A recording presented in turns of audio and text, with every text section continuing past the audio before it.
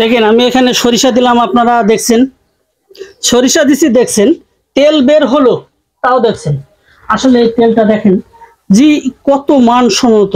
এ তেল আসলে কি গ্রান্ড দেখেন ভাইয়া, মানে সেই একটা ঝাঁঝালো যে মানে অরিজিনাল সরিষার তেলের যে একটা ঝাঁজ থাকে সেটা কিন্তু, মানে আমরা এখানে দেখলাম আমরা আসার পরে সরিষাগুলো এই ধানের যে চেম্বারে দেয়া হয়েছে, কোনো ভেজাল না, কোনো কিছু না। অনেকেই বলে যে সরিষার ভাঙানোর সময় এখানে সয়াবিন তেল মারা হয়, সেরকম কোনো কিছু না, মানে এখানে কোনো কিছু দেওয়া হয়। এটা সরিষা ছাড়া আর কিছু না।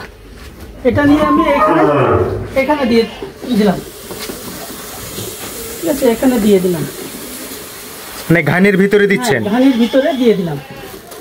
দর্শক, এই ধানটা যিনি পরিচালনা করছেন আমরা তার সাথে কথা বলবার চেষ্টা করছি। ভাই আপনার নাম কি? আমি মোহাম্মদ ইসমাইল হোসেন, গ্রাম ঝাপা, যশোর মনিরামপুর রাজগঞ্জ।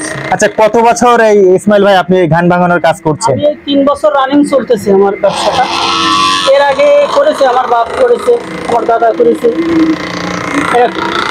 তো আপনার এই যে সরিষার যে ধানের তেল, এই তেলের চাহিদা কেমন মানুষের মধ্যে? মানুষের মধ্যে এটার চাহিদা অনেকটা, অনেক সময় অনেক দূর থেকে লোকজন আসে এটা নিতে। অনেক ছোটো বাচ্চা হলে ফার্স্ট টাইমে তেল লাগালে তো শরীরের জন্য খুব উপকারী। এই জন্য অনেকে এখনো পুরনো লোক আছে, সেই হিসাবে ব্যবসা চলতেছে।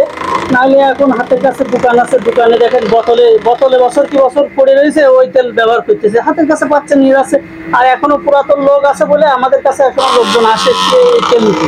মানে অনেক দূর দূরান্ত থেকে আপনার কাছে লোক আসে। আচ্ছা, আপনার কাছ থেকে ভিডিও দেখে কেউ যদি একেবারে এই খাঁটি ধানের সরিষার তেল নিতে চায় তাহলে কিভাবে যোগাযোগ করবে? আপনার মোবাইল নাম্বারটা যদি একটু বলতেন। 01407 13 12 08। দর্শক, যেমনটা শুনলেন এই ভাইয়ের আমরা মোবাইল নাম্বারটা স্ক্রিনে আপনাদেরকে দিয়ে রাখছি। আপনারা যদি কেউ এই ধানের একেবারে খাঁটি সরিষার তেল সংগ্রহ করতে চান তাহলে ওই মোবাইল নাম্বার একটু দয়া করে যোগাযোগ করে নেবেন। ভাই, এই যে কাঠের মূলত এই যে চেম্বারটা আমরা দেখছি, এটাই তো মূলত ধান বলা হয়, এটা কি কাঠের? এটা হচ্ছে তাল কাঠ। তাল কাঠ। এটা তাল কাঠ বাদে কি অন্য কোনো কাঠের চেম্বার হয়? এখন এখন যারা করতেছে তারা ইচ্ছা করলে কাঠ দিয়েও করতেছে। এটা তালের গুঁড়া গুঁড়া অংশ, এটা কড়াই কাঠ। এই কাঠটা 8 ফুট আর 10 ফুট লম্বা আছে, মাটির তলে পুঁতে রাখা।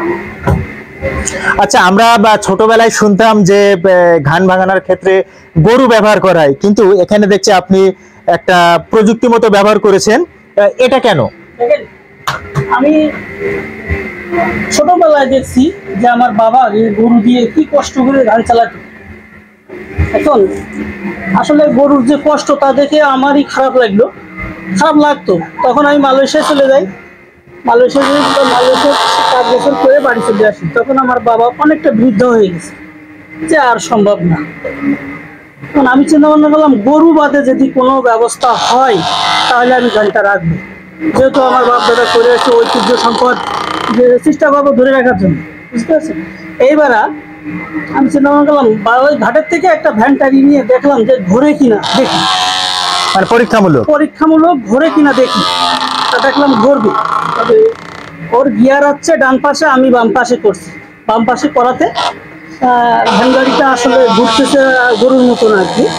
তখন দেখলাম গরুতে এত কষ্ট, এই ভ্যান গাড়িকে আমি স্টার্ট করলাম। আজ 3 বছর রানিং চলতেছে আমার ব্যবসা। 3 বছর এইভাবে রানিং চলতেছে আমার ব্যবসা। অনেক দূর দূরান্ত থেকে তেল দিতে আসে। আবার বাজারে তেল নিয়ে গেলে অনেক মানুষ আসে, আমাকে দাও। অনেক বাচ্চারা, যারা নতুন বাচ্চা হয়েছে তারাও আসে। শরীরের জন্য আসল তো এটা উপকারিত।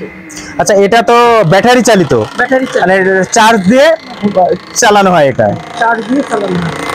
তো এই যে আপনার শুধুমাত্র একটা ধানের চেম্বার দেখছি, এটা ভবিষ্যতে আপনার এই ব্যবসাটা আরো সম্প্রসারণ করবার ইচ্ছা আছে কিনা, বাড়ানোর ইচ্ছা আছে কিনা? আর বাড়াবো না, মানে এই এক চেম্বার নিয়ে চলবে? সরকার আমাকে নতুন একটা কিছু, আমি ফোন করলাম ফার্স্ট টাইম মনে হয়। জি। সরকার আমাকে কোনো সম্মান সেই সময় দেয় নাই। জি।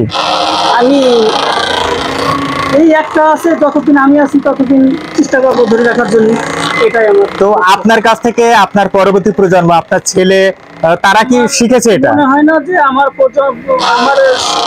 প্রজন্মরা এটা করবে কি, মনে হয় না। মানে আপনার দিয়েই মনে হয় এটা শেষ হবে। শেষ হবে। তো এই যে আপনি একেবারে প্রাকৃতিক সরিষার তেল তৈরি করেন এই ধান থেকে, তো এটা করে কি লাভবান? এটা আসলে লাভবান। অনেকটা সময় আমাদেরকে দিলেন, আমাদের পক্ষ থেকে আপনাকে অসংখ্য ধন্যবাদ। আপনার এই ব্যবসার জন্য, আগামী দিনের জন্য আপনার জন্য শুভকামনা থাকলো। দর্শক, যেমনটা দেখলেন এতক্ষণ ধরে ইসমাইল ভাইয়ের সাথে কথা বললাম, তিনি এই ধান থেকে সরিষার তেল তৈরি করবার পুরো প্রক্রিয়াটা বা তার ভবিষ্যৎ সম্ভাবনা বা এখান থেকে তার ব্যবসা কেমন চলছে সার্বিক বিষয় আমাদেরকে জানালেন। আমরা ভিডিওতে সেটা তুলে ধরবার চেষ্টা করেছি। আশা করছি এই ভিডিওটা আপনারা আমাদের সাথে উপভোগ করেছেন।